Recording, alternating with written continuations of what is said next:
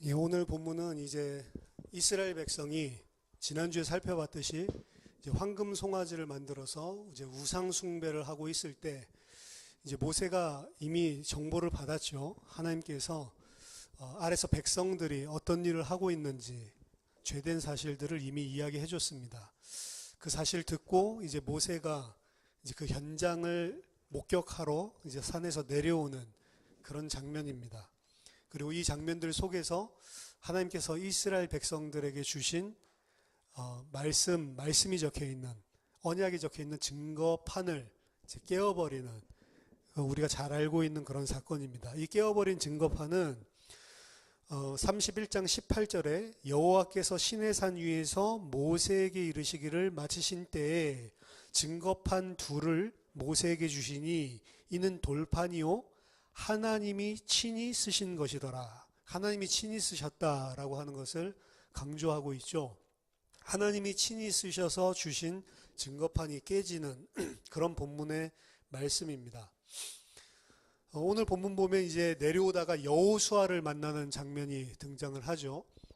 이 여호수아는 백성들과 함께 우상 숭배하던 자리에 있지 않았다라는 사실을 분명히 보여주고 있습니다. 이는 앞에 있는 본문들 우리가 생각해 보면 여호수아의 위치가 왜 그런지 등장을 하죠. 출애굽기 24장 13절 14절에 보면 모세가 산에 올라갈 때입니다.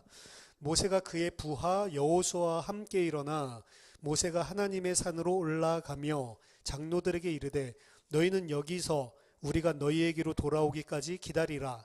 아론과 훌이 너희와 함께 하리니 무릇 일이 있는 자는 그들에게로 갈지니라. 그래서 이 모세와 여호수아가 함께 올라가죠. 그래서 모세는 아마 정상까지 가서 여호와 독대를 하고 어느 지점에서 여호수아는 수행하고 기다리고 있었던 것 같습니다. 그래서 여호수아는 이 죄에 가담하지 않았던 이 모습을 분명하게 오늘 언급을 하고 있는 거죠. 갈렙은 어디 있냐 모르겠어요. 나중에 보면 또 갈렙은 나오는데 여호수아는 안 나오기도 하고 그러다가 또 둘 다 같이 나오기도 하고 이러는데 어쨌든 이 여호수아는 이 중간에서 기다리고 있다가 이제 모세와 함께 내려오는데 이 여호수아가 오늘 내려오면서 이제 아래에서 일어나는 이 소리를 듣죠. 그래서 오늘 본문 보면 여호수아가 백성들의 요란한 소리를 듣고 모세에게 말하되 진중에서 싸우는 소리가 나나이다. 그죠? 싸움하는 소리 같이 아마 여호수아의 귀에는 들렸던 것 같습니다. 그 싸우는 소리 같이 들었는데 모세는 이미 그 소리가 무슨 소리인지 알고 있죠. 그래서 모세가 이야기를 합니다. 이는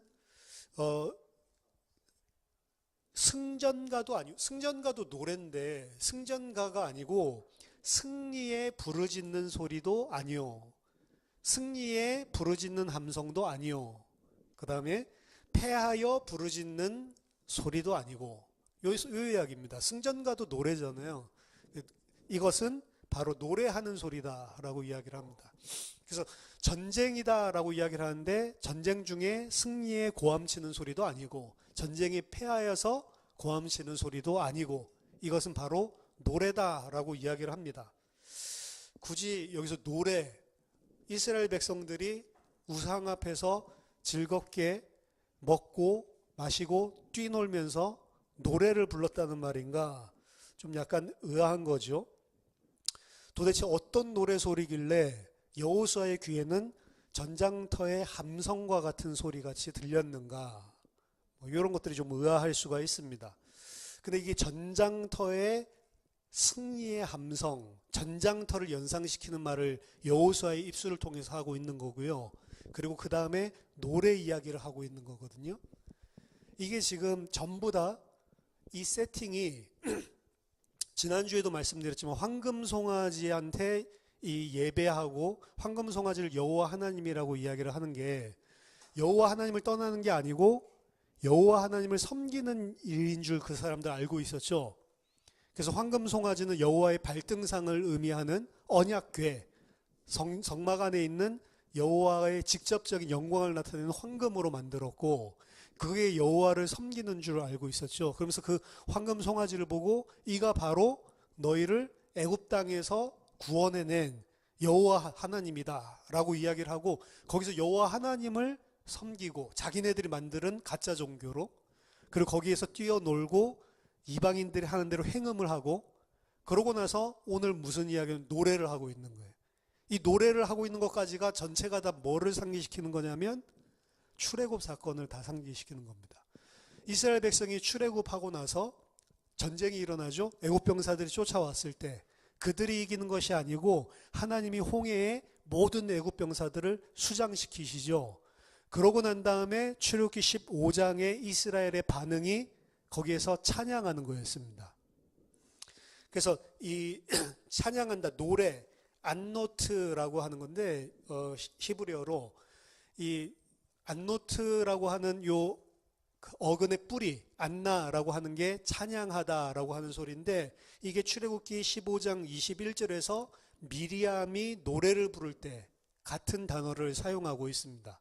그래서 지금 이것들이 전부 다 하나님 여호와께서 출애굽을 시켰는데 그 하나님 아닌 다른 것이 해준 걸로 지금 찬양하고 예배하고 우리를 전쟁에서 애굽 사람 손에서 구원해냈구나, 다른 쪽으로 영광을 돌리고 있는 이스라엘 모습을 그대로 보여주고 있는 거예요. 패러디로.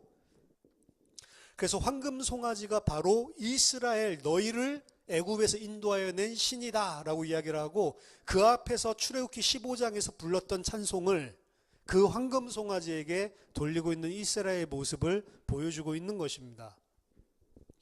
그래서 19절, 진에 가까이 이를 때에 그 송아지와 그 춤추는 것들을 보고 크게 노하여 손에서 그 판들을 산 아래로 던져 깨뜨리니라.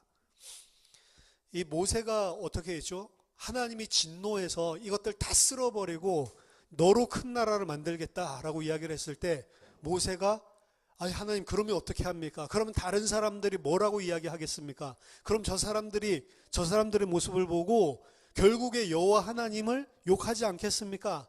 그리고 언약을 기억하옵소서 막 하나님을 달랬던 사람이 모세죠. 근데 이 모세가 직접 이스라엘 백성이 우상 숭배하는 모습을 보니까 어떻게 돼요? 하나님 달래놓고 자기 욱 해버리는 거예요. 옛날에도 보면 막 싸움 말리다가 말리던 사람이 갑자기 열받아가지고 막 싸워주고 막 이런 것들이 있죠.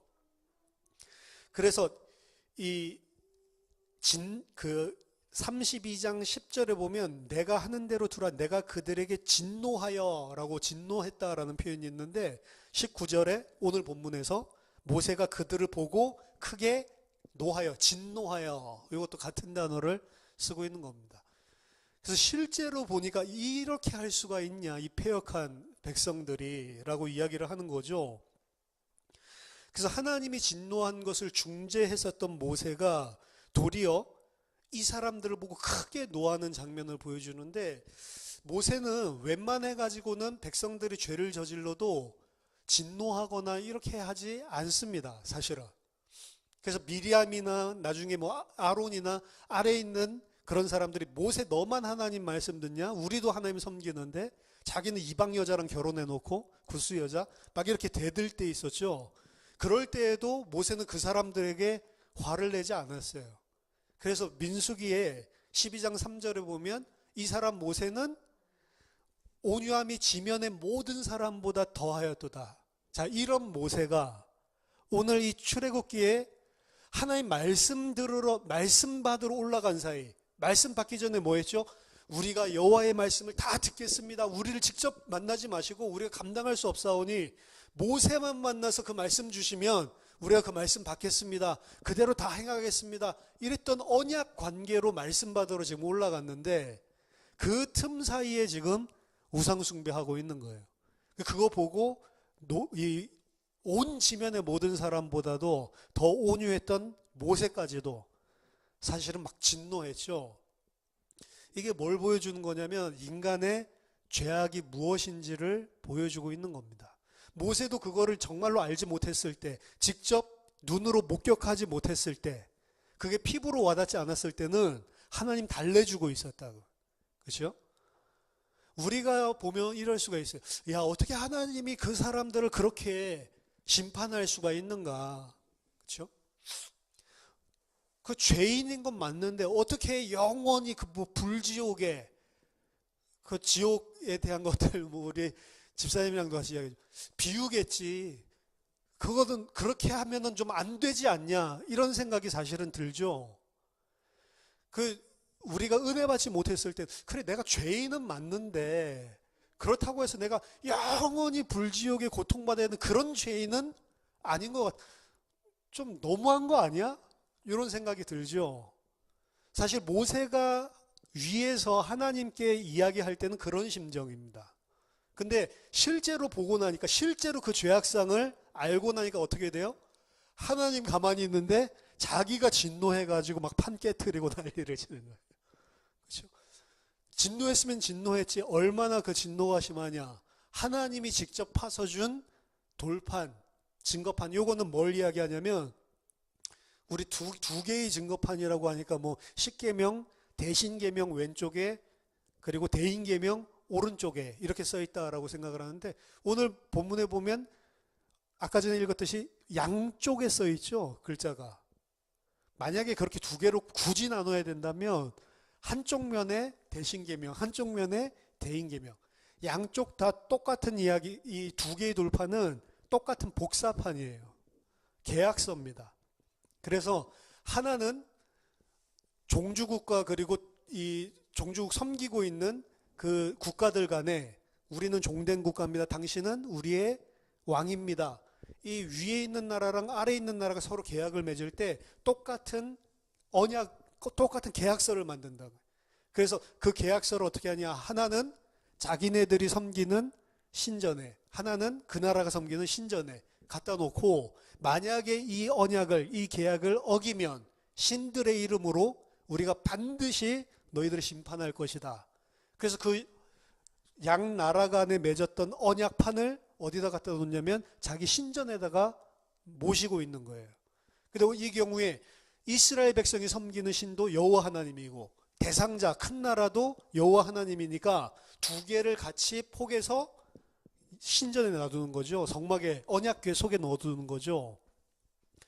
하나님의 언약이 깨어지는, 하나님과 하나님 백성 이스라엘 간의 언약이 깨어지는 것을 상징적으로 보여주고 있는 겁니다. 그리고 그 일이 왜 일어났냐? 이스라엘의 죄악 때문에 일어났는데 그 죄악이 하나님이 보시기에 진노할 뿐만 아니라 그 죄악을 실제로 마주 봤던 모세도 이게 열불이 나가지고 그 언약판을, 증거판을 깨트릴 수밖에 없는 그런 죄상을 이야기하고 있는 것입니다. 우리들이 생각할 때 하나님이 너무 할지 몰라. 아니요, 우리가 나중에 진짜로 진실을 알게 되면 모든 사람들이 다 하나님은 공의롭다. 그의 심판은 정의롭다라는 걸 인정할 수밖에 없는 그 시간표가 온다. 우리가 죄가 뭔지를 몰라서 살 수 있는 것처럼 생각을 하지만 정말로 죄가 무엇인지 하나님과 대면해서 우리가 온전한 지식을 가지게 될 때에는 하나님은 공의롭고 그 가운데서도 나를 살려주시고 그 가운데서 하나님이 택하신 일부의 백성을 영원한 생명 주신 것은 정말로 하나님의 긍휼이고 은혜로우신 분이구나 라는 사실을 누구든지 다 인정할 수밖에 없는 것입니다. 그래서 모세는 다름 아닌 하나님이 직접 만들어주신 그 돌판을 깨뜨려 버리죠. 이 부분은 오늘 본문을 사실 강조합니다. 오늘 처음에서부터 15절 16절 보면 모세가 돌이켜 산에서 내려오는데 두 증거판이 그의 손에 있고 그 판의 양면 이쪽 저쪽에 글자가 있으니 그 판은 하나님이 만드신 것이요 글자는 하나님이 쓰셔서 판에 새기신 것이다. 하나님이 주셔서 하나님이 쓰신 것, 요거 계속 강조하고 있죠. 이 언약 또한 마찬가지라는 거예요. 언약이 이스라엘 백성과 하나님의 백성과 이루어질 때 하나님이 직접 쓰셔서 언약이 체결되는 것이지 이스라엘 백성들의 메리트가 아니란 말이에요. 이스라엘 백성들로 인해서 맺어지는 게 아니란 말입니다. 하나님이 직접 쓰시고 하나님이 주시는 것입니다. 그리고 그 언약은 언약이 깨지는 것들도 상징을 하지만 그 언약 안에 새겨진 게 뭐냐? 오늘 본문에는 뭐가 새겨져 있는지 안 나와요. 근데 나중에 하나님께서 새 돌판 새겨주시죠. 거기에는 십계명이라고 이야기가 나오거든요. 그래서 출애굽기 20장에 있었던 그 십계명의 내용이 그 안에 적혀져 있습니다. 그 십계명의 형식들도 그 고대 근동지방에 있었던 계약 문서 그거랑 똑같은 형식을 취하고 있다고 이야기를 했죠. 그래서 십계명이 새겨져 있는데 말하자면 하나님이 주신 은혜에 근거한 율법이에요. 율법. 그 율법을 하나님께서 하나님 백성에게 주신 것이고 그 하나님이 주신 율법을 깨뜨린 것입니다. 근데 그 깨뜨리는 게 모세가 깨뜨렸지만 왜 깨뜨렸냐? 이스라엘 백성이 사실은 그 율법에 있는 가장 핵심적인 대신계명에 대한 내용들을 지금 벌써부터 배반하고 반역을 벌였기 때문에 그 언약이 깨진단 말이에요. 이스라엘 백성은 하나님의 율법에 순종을 해야 되지만 이들은 율법에 순종할 수 없는 자들이요, 율법에 순종할 준비가 전혀 안 되어 있는 자들인 것을 드러내는 것입니다. 그리고 그 율법에 순종할 수 없다면 그 율법을 너희들은 가질 자격이 없다는 거예요. 율법에서 그럼 해방된 거네요? 좋은 거겠죠? 그러면 이들은 율법으로부터 하나님이 주신 율법의 짐으로부터 벗어났기 때문에 좋은 거냐? 다행인 것인가? 그게 아니라 이것은 그들에게 충격을 준 겁니다. 사실은. 이제 돌판 율법이 이제 없어졌으니까 우린 해방이다. 이게 아니고 자기 자신들이 도대체 무슨 죄를 저질렀는지를 사실은 더 극명하게 알려주는 거예요. 더 중요한 거는 전적으로 잘못된 것이기는 하지만 그들은 이 출애굽의 경험의 일부를 모방해서 지금 금송아지를 만들어 놓고 그것을 출애굽시킨 신이다라고 선포하였습니다. 그리고 그 앞에서 예배를 드리고 있었죠. 황금을 사용해서 언약궤와 성막의 영광을 모방을 했고 그리고 그들 앞에서 여호와의 승리를 자축하면서 승리의 노래를 찬양을 부르기까지 했습니다. 모든 것들을 다 그대로 모방하죠. 모든 것들을 다 모방했는데 한 가지 그들이 복제할 수 없었던 게 뭐냐면 하나님이 직접 새겨주신 이 증거판 율법이에요. 사실은 그들이 다 할 수 있고 다 겉모습은 똑같이 하나님께서 주신 거랑 비슷하게 흉내내서 할 수 있는데 진정한 것은 그들은 오히려 그 행위를 통해서 율법을 깨뜨리고 하나님이 주시는 율법, 말씀을 가질 수가 없는 거예요. 그것들을 통해서는. 그래서 여러분들 이거는 굉장히 우리에게도 오늘날에도 중요한 의미를 줍니다. 하나님의 백성이 구분되는 건 결국에는 말씀입니다. 말씀. 똑같이 할 수 있어요. 찬양도 하고 헌금도 하고 헌신도 하고 열심히도 부릴 수 있고 다 할 수 있는데 진짜로 못하는 건 뭐냐? 말씀이에요. 말씀. 그들이 속에 가지고 있는 말씀이 다른 것입니다. 말씀은 흉내낼 수가 없는 거예요. 근데 그 말씀이 사실은 하나님을 섬기고 하나님과 관계를 맺을 수 있는 사실은 유일한 통로거든요.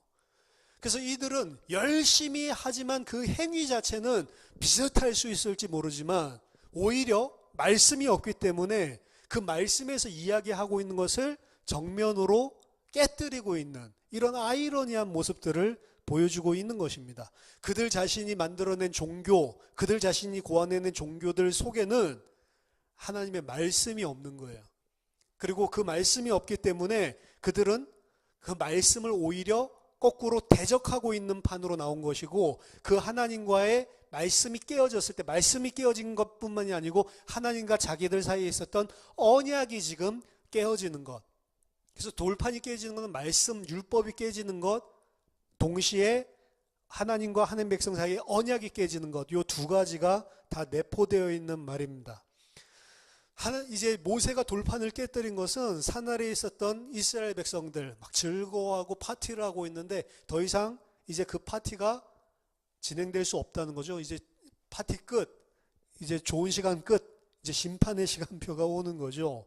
그들이 자신들이 만들어낸 고안해낸 종교는 결국에 실패하는 모습들을 보여주고 있습니다.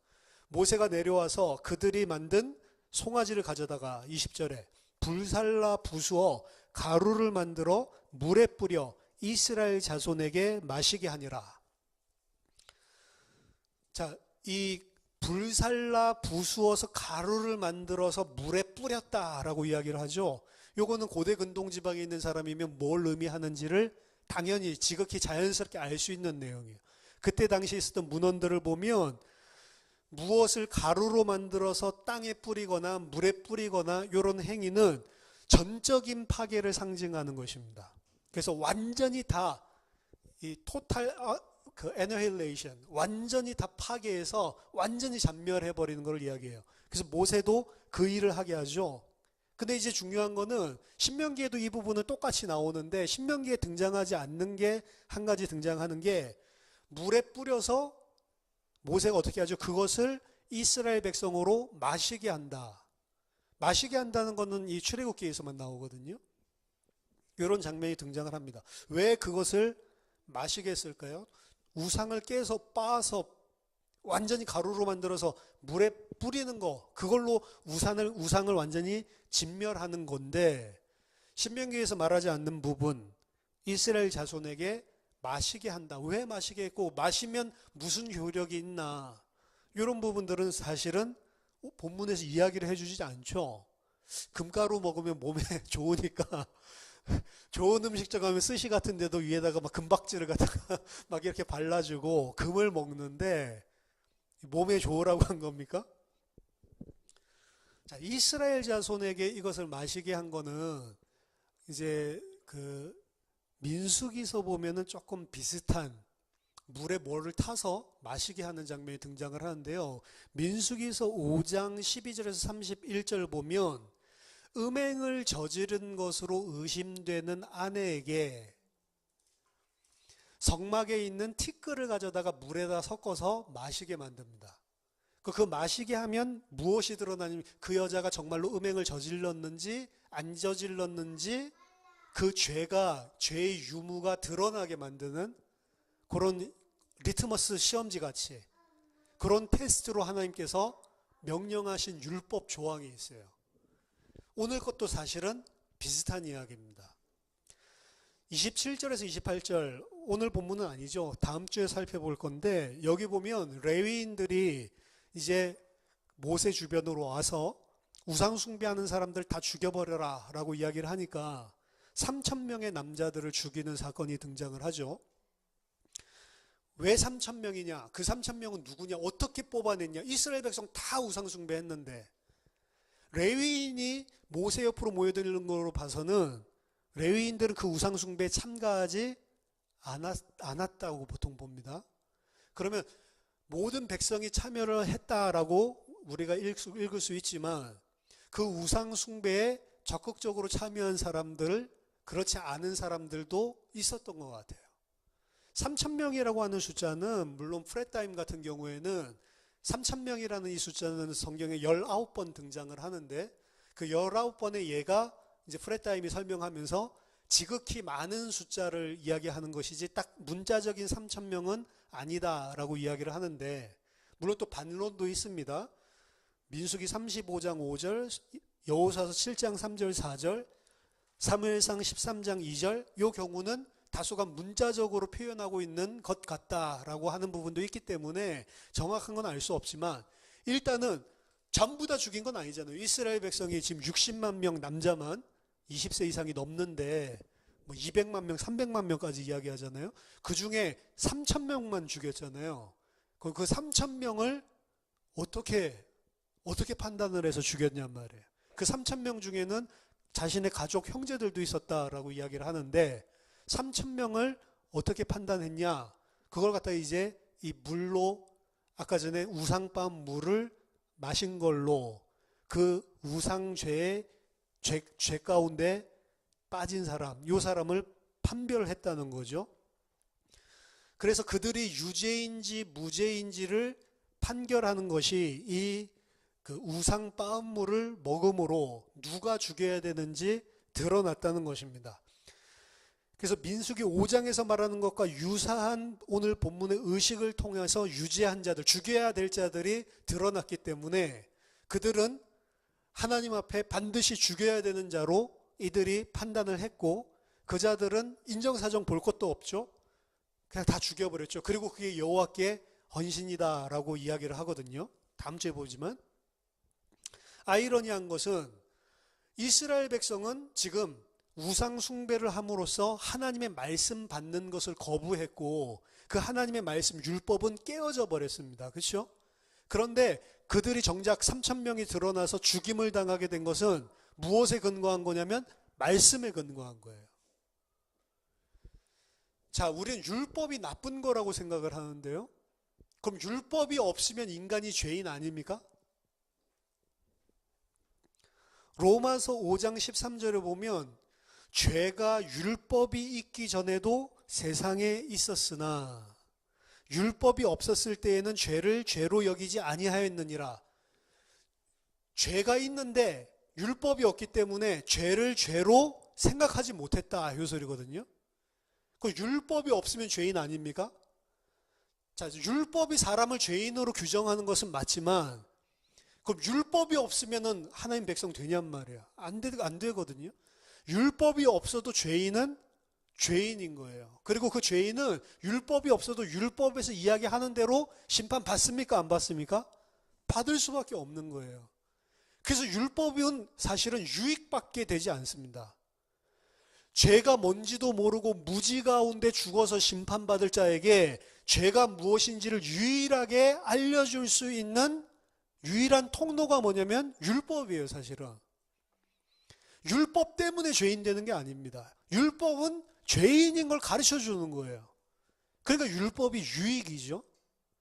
율법이 있어야만 그리스도의 필요성을 알 수가 있고 내가 죄인이기 때문에 하나님의 은혜가 필요하다는 것을 알 수가 있는 것이죠. 로마서 2장 12절에도 무릇 율법 없이 범죄한 자는 또한 율법 없이 망하는 것이고 무릇 율법이 있고 범죄한 자는 율법으로 말미암아 심판받는 것이고 이야기를 하죠. 율법이 없어도 죄를 짓는 자는 심판받는 거예요. 율법이 있으면 율법에서도 이야기한 대로 또 심판받고 이나 저나 똑같다는 거죠. 율법 주기 전에도 율법 주고 난 이후에도 모든 사람들은 어떤 상태예요? 죄 때문에 심판받을 수밖에 없는 자죠. 그래서 이 율법이 지금 필요 없다라고 그리고 율법을 사실은 율법에서 아까 해방됐다고 그랬죠. 그 해방된 이스라엘 백성이 좋은 것이냐? 하나도 좋은 게 없어요. 그들은 율법을 파기하였고 율법에서 해방된 것이 아니고 율법이 없으므로 도리어 그 자신들의 죄가 무엇인지를 모르고 그리고 그 심판이 뭔지도 모르는 상태에서 심판을 당하는 거예요, 사실은. 출애굽기 32장 21절에서 24절에는 이 일 후에 모세가 아론을 추궁하는 장면입니다. 그렇죠? 이 백성이 당신에게 어떻게 하였기에 당신이 그들을 큰 죄에 빠지게 하였느냐. 여기 보면 약간 아론을 위하는 이야기도 있죠. 아론 네가 왜 이렇게 했냐 이렇게 안 하고 이 백성들이 어떻게 했기에 당신이 이런 일을 했냐라고 이야기를 하죠. 그죠? 그 아론으로서는 사실은 이제 빠져나갈 수 있는 이 통로를 본 거죠. 그래, 내가 아니고 이 백성이다. 그래서 이야기를 하는 거예요. 아론이 이르되 노하지 마소서 이 백성의 악함을 당신이 아시나이다. 모세가 사실은 아론을 어떻게 생각해 줬는지 모르겠는데 이 백성이 도대체 어떤 짓을 했길래 당신 같은 이 충직한 아론 당신이 이 사람들이 이렇게 범죄하는 것을 그대로 놔둘 수가 있냐, 범죄하도록 만드냐. 이랬더니 아론이 냅다 그 말 받아서 이 백성이 얼마나 악한지는 당신도 알지 않습니까?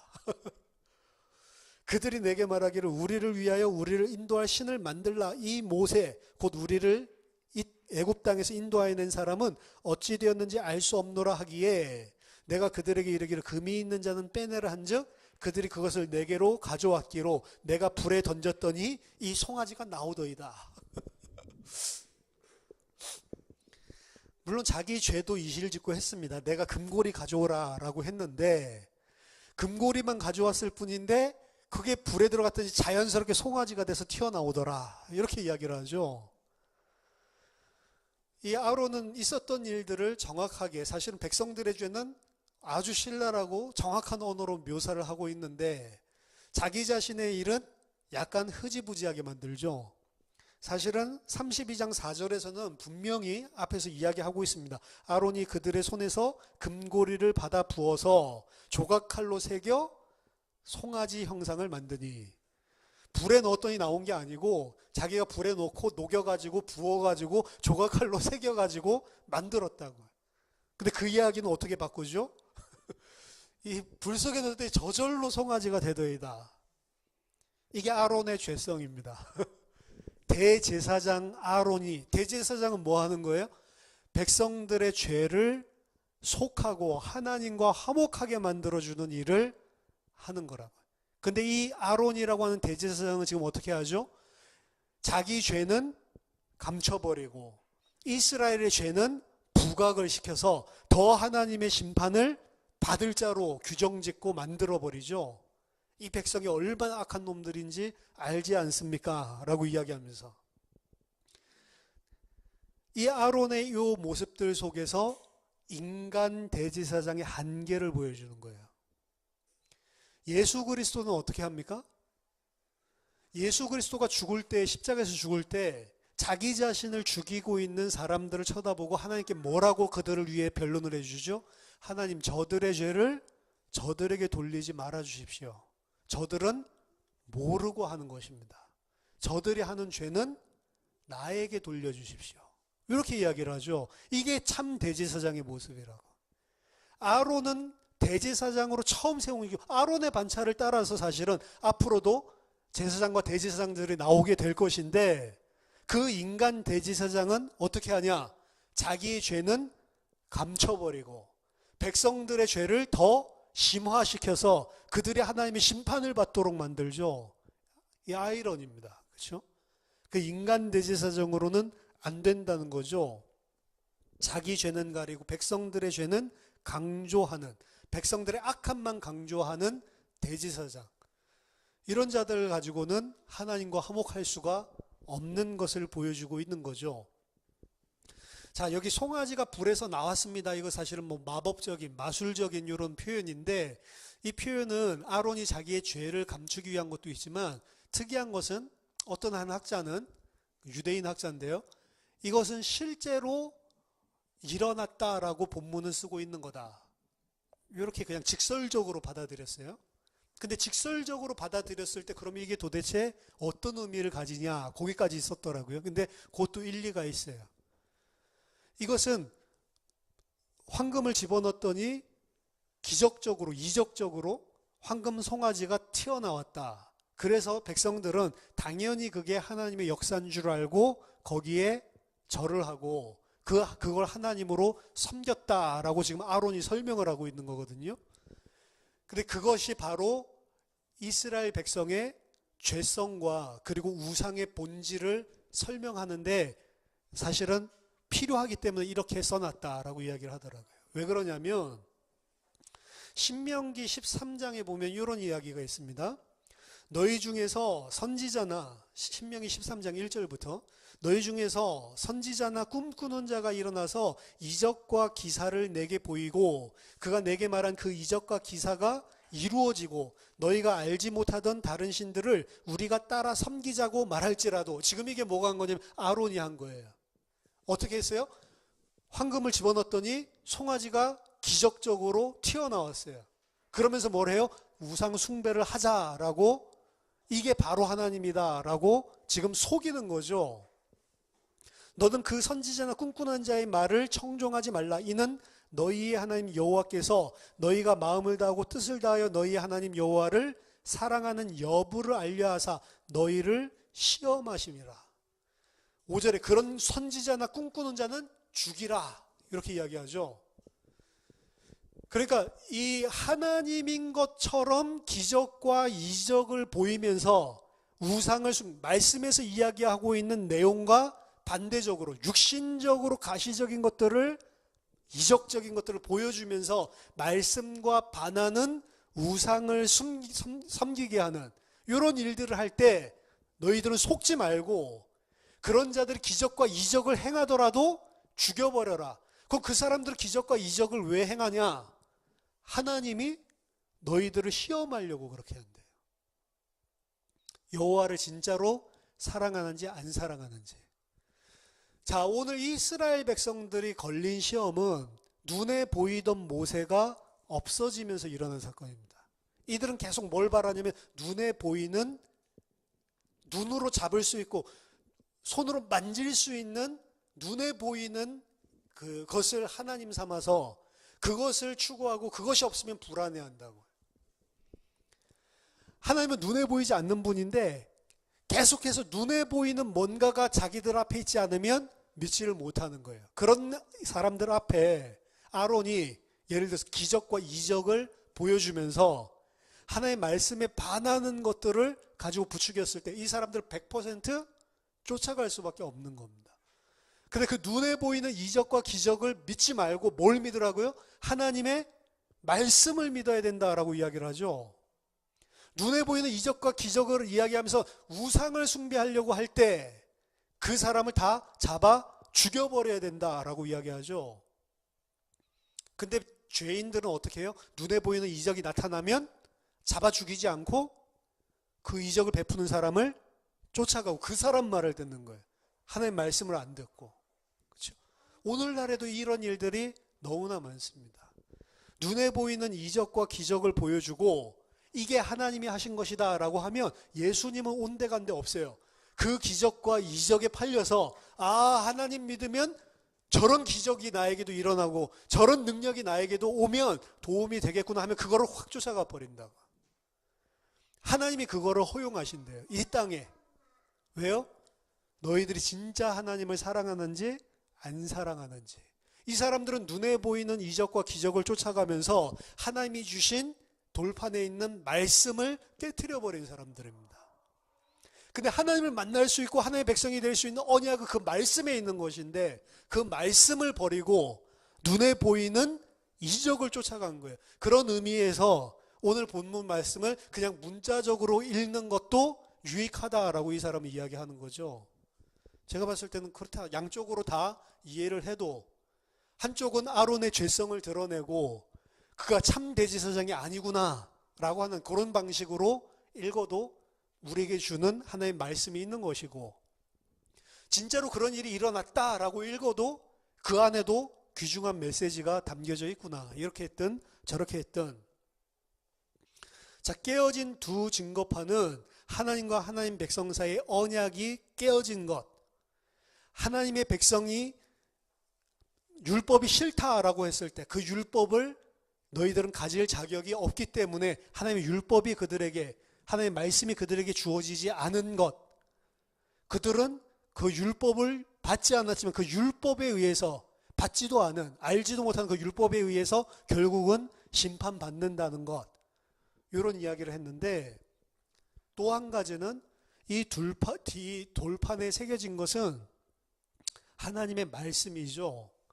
하나님의 말씀의 실체는 뭐죠? 예수 그리스도입니다.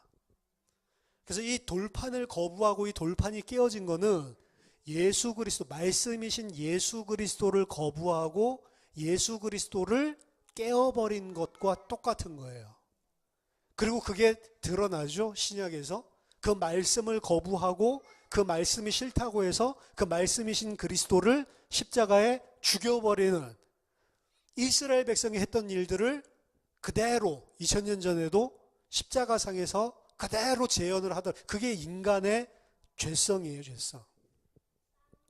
이스라엘의 죄로 깨어지고 이스라엘의 죄로 인해서 죽였는데 나중에 보면 하나님께서 새 돌판을 또 써서 주시죠.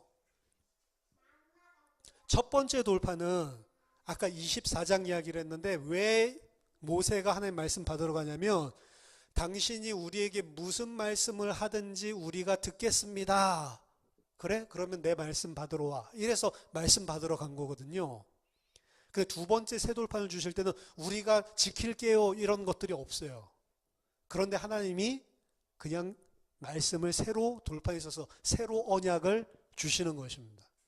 예수 그리스도를 자기 힘으로, 내 힘으로 율법을 지킴으로 사실은 감당할 수가 없는 거예요. 그러니까 어떻게 해요? 죽여버렸지만 하나님 그 죽이신 예수 통해서 오히려 내가 율법 지키겠습니다가 아니고 새로운 언약의 돌판을 주시는 것들을 사실은 보여주고 있다. 이 출애굽기에서도.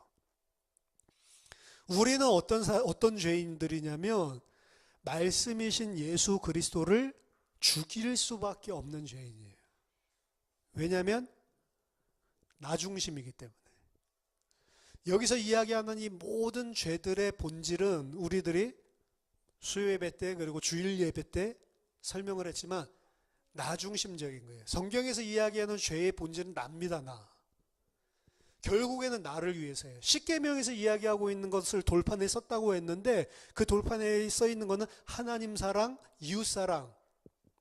예수님이 율법은 그거다. 딱 두 강령으로 설명이 끝나는 거다. 하나님 사랑, 이웃 사랑. 나의 사랑은 없죠. 내 자신은 없고 하나님 사랑하고 이웃 사랑하고 그럼 나는 죽는 거예요. 그게 하나님 말씀 율법의 가장 근본이고 핵심인데 나를 사랑하는 자는 그 율법을 절대로 지킬 수가 없는 거예요. 나를 사랑하는 자는 그 율법을 깨트려 버리는 겁니다. 나를 사랑하는 자는 예수를 죽여버리는 거예요. 예수 왜 죽였다고 제가 말씀드렸어요? 유대인 지도자가 예수님이 나사로 살린 것을 보고 예수님 죽일 뿐만 아니라 나사로도 죽여서 증거까지도 없애버려야 되겠다. 이렇게까지 이야기했다고요. 그 이상한, 아니, 죽은 자를 썩은 지 나흘이나 돼서 냄새나고 있는 자를 살려줬으면, 야, 진짜로 하나님 선지자가 맞구나. 저 사람 말을 들어야, 이게 정상적인 건데, 유대인 지도자는 그 소식을 듣고, 아, 나사로 때문에 예수님 따른 사람이 많네? 이렇게 하면 큰일 나겠는데, 저 예수도 죽여야 되지만, 나사로까지도 죽여서, 이런 소문이 퍼지지 못하게 하자라고까지 이야기를 하거든. 너무 악하지 않아요? 근데 왜 그렇게까지 하냔 말이에요. 이 사람들이 생각하는 것은 예수가 이야기하는 방식으로, 제가 금요일 날 계속 설명했죠.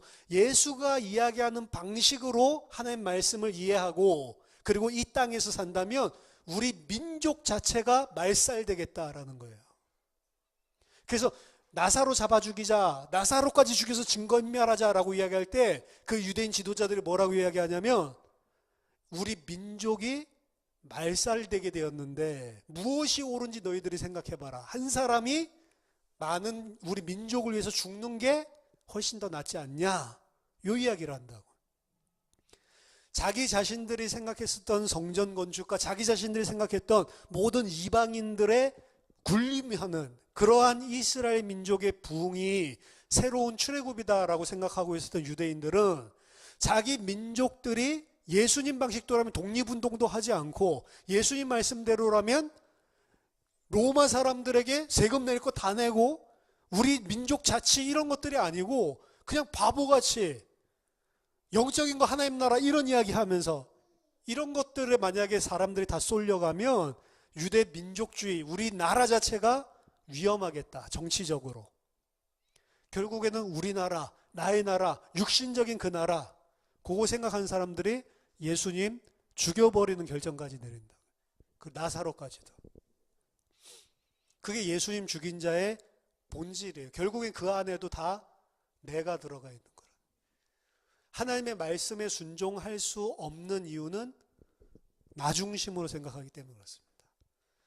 하나님을 신뢰하지 못하는 것은 전부 다 내 판단과 내 생각과 내 유익, 그 내 유익이란 게 유익이 아니에요. 결국에는 오늘 보면 알지만 결국에는 그것 때문에 3,000명이 죽임을 당한다고.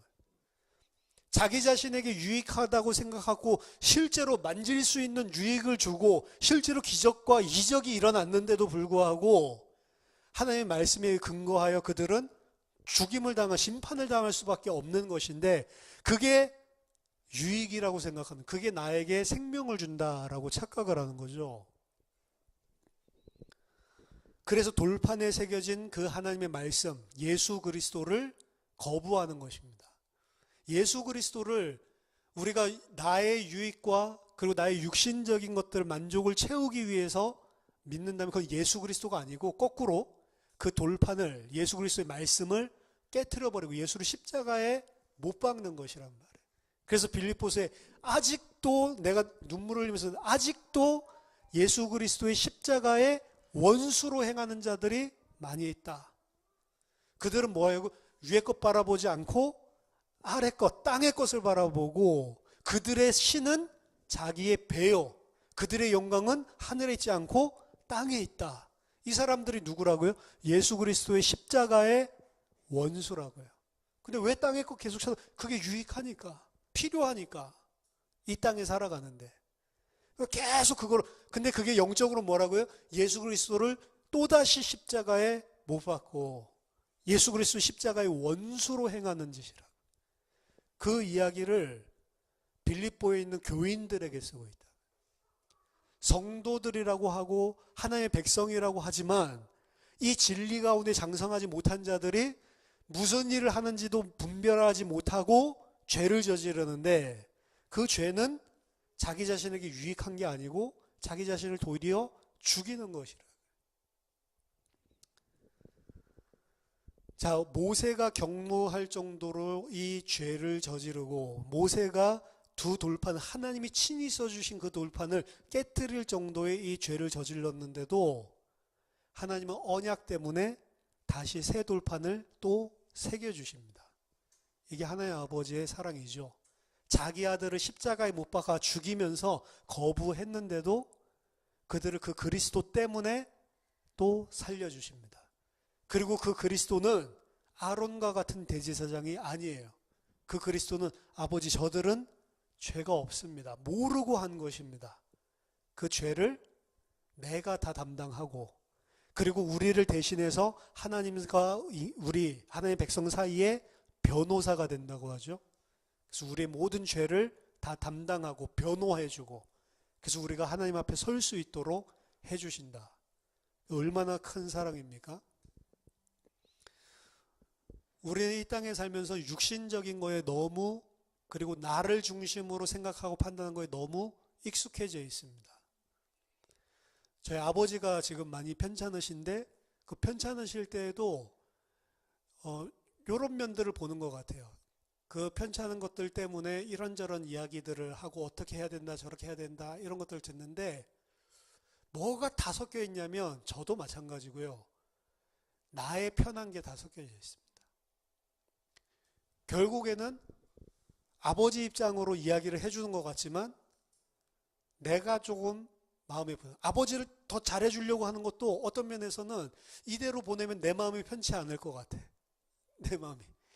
지금 마지막 때라도 좀 더 잘해드리지 않으면 그럼 너무 죄책감에 시달릴 것 같아요. 이런 그 길티, 이런 그 죄책, 이런 것들에서 벗어나고자 하는 것들이 다 섞여 있더라고요. 저도 마찬가지. 진짜 효자였으면 진작에 막 전화하고 이렇게 해야 되는데 지금 이런 순간마저도 매일 전화하지 않으면 나중에 아버지 돌아가시면 어떻게 하지? 왜 또 뭐가 어머니 돌아가셨을 때 생각나요. 어머니 돌아가셨을 때 마지막에 그렇게 해주지 못했던 게 또 아버지 돌아가셨을 때 그거 생기면 안 되니까. 그 아버지를 위해서 하는 것 같지만 결국엔 그 속에도 내가 들어가 있더라. 근데 우리 아버지는 지금 막 힘들거든요. 그 병원 실려갈 때까지도 나한테 그 전날에 전화했는데 괜찮다. 아무렇지도 않다. 올라올 필요도 없다. 전화도 자주 하지 마라. 그랬거든요. 그래서 네 그렇게 하고 전화도 자주 안 하고 올라가지도 않고 이랬는데 벌써 몇 달 전부터 이렇게 힘드셨던 거죠. 말하자면 지금 하나님이 이스라엘 백성을 해주고 있는 사랑이랑 이스라엘 백성이 하는 사랑이랑 이런 것들을 우리 이 땅에서의 가정을 통해서도 하나님 보여주시는 거니까 하나님이 이스라엘 백성을 생각해 주는 거에 비해서 이스라엘 백성은 철저하게 너무 자기만 생각하고 있다. 근데 그런 사람들을 위해 자기 아들을 내어주셔서 십자가에 달려 죽게 하면서까지 살려주는 게 하나님의 사랑이거든요. 왜? 그들이 스스로 지킬 수 없기 때문에 스스로는 그 죄 문제를 율법이 있든 없든 해결할 수 없기 때문에 새 돌판을 주시기 위해서 그 말씀의 본체이신 그 그리스도를 보내셔서 그 말씀을 깨트려 버리는 거죠. 그게 하나님의 사랑입니다. 그 하나님의 사랑 앞에서도 앞으로도 살펴보겠지만 여전히 똑같은 죄를 가지고 살아가는 모습들이에요. 이게 어떻게 보면 구원받은 하나님의 백성들의 모습이기도 합니다. 죄인들, 이방 죄인들이 그런 게 아니고 불신자들이 그런 게 아니고 하나님의 백성들도 똑같단 말이에요. 단 하나님의 백성들은 그 똑같은 것들 속에서 이제 조금씩 알아갑니다. 거꾸로. 아, 내가 이런 죄 가운데 있는데도 왜 나를 이렇게 사랑해 주셨지? 왜 나를 이렇게 하나님의 백성으로 택하셨지? 이 부분들을 알아가는 거죠. 많이 바뀌지는 않아요. 뭐 좀 바뀌겠죠. 그렇지만 많이 바뀌지는 않아. 무엇을 하는데 항상 속에 내가 있어요. 제가 저 자신을 봐도 똑같아요. 안 없어집니다. 근데 하나는 알아요. 아, 이런 죄인인데 하나님이 이런 대제사장, 이런 그리스도를 보내주셔서 아론 같은 대제사장이 아니고 이런 참 대제사장을 보내주셔서 이럴 죄 없다 묻어버리시는구나. 우리의 죄가 진홍 같을지라도 양털같이, 우리 죄가 지금같이 붉을지라도 눈같이 희게 만들어준다라고 이야기했는데, 하얗게 눈이 내린 이 세상을 보면 너무 아름답죠. 근데 그 눈 녹고 나면 그 아래에 있는 쓰레기들, 그 아래에 있는 더러운 것들, 옛날에 막 연탄재들이랑 다 섞여가지고 버무려져가지고 눈 오고 나면 온 동네가 다 더럽죠. 근데 그 눈이 내렸을 때 사실은 그 죄가 그대로 있는데도 불구하고 싹 다 덮어버리죠. 우리를 그렇게 만드시겠다. 그렇게 만들어주신 겁니다. 우리는 여전히 더럽고 추악한 죄인인데 그걸 흰 눈으로 싹 다 덮어주시고 아름답다, 아름다운 나의 백성이다라고 칭해 주시는 거죠. 깨어진 두 증거판은 언약이 깨어진 것 같지만 그 언약을 깨는 인간들의 사악함을 품에 안아주시고 새 증거판을 주시는 하나님의 은혜가 섞여져 있습니다. 예수 그리스도의 십자가에서 죽으심은 우리의 죄를 극명하게 드러내는 거예요. 하나님 거부하고 하나님 말씀을 거부하고 하나님 말씀을 죽여버리고 깨어버리는 우리의 죄성을, 그렇지만 그 죄성을 통해서 하나님은 우리의 죄를 깨끗게 하고 새 언약으로 우리를 하나님의 백성 되도록, 내 지킴으로서가 아니라 그리스도의 의를 통해서 하나님 백성 되는 새로운 언약의 길을 열어주신 거죠. 우리가 한 거는 죄밖에 없는데 하나님 그 죄를 통하여서 도리어 구원의 길을 열어주시고 그 죄를 오히려 감싸 안으시고 하나님의 백성이 되게 만들어주시는, 그래서 죄가 있는 곳에 은혜가 많다고 하는 게 죄를 지으라는 소리가 아니고 우리가 알면 알수록 내 죄, 내가 있는 건 죄밖에 없다는 거예요. 그리고 그것이 자각될 때 은혜가 풍성하게 넘쳐나는 것입니다. 죄가 풍성한 곳에 은혜가 있다니까 막 죄 지으려고 하는데 죄 지으려고 안 해도 그냥 죄인이라니까요. 24시간 하는 게 24시간 하는 게 죄밖에 없는데 하나님의 은혜가 이렇게 풍성한 것이구나. 깨어진 두 증거판. 하지만 우리에게 감사한 것은 그 깨어진 두 증거판, 우리가 할 수 없기 때문에 깨어진 그 두 증거판을 하나님께서 그대로 버려두지 않고 또다시 새롭게 새기셔서 우리에게 새로운 두 증거판을 언약으로 주신다는 거죠.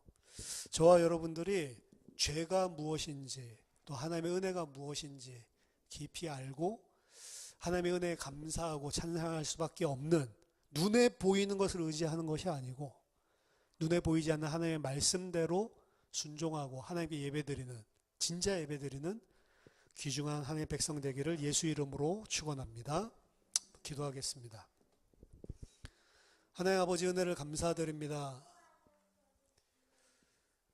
이런 일을 해도 저런 일을 해도 죄밖에 없는 저희들을 사랑하시고 택하셔서 그 아들을 주시면서까지, 오히려 우리의 죄를 통해 그 아들을 십자가에서 죽이시면서까지 저희들을 살 수 있는 길을 열어주시고 저희들을 하나님 백성 삼아주심을 감사드립니다.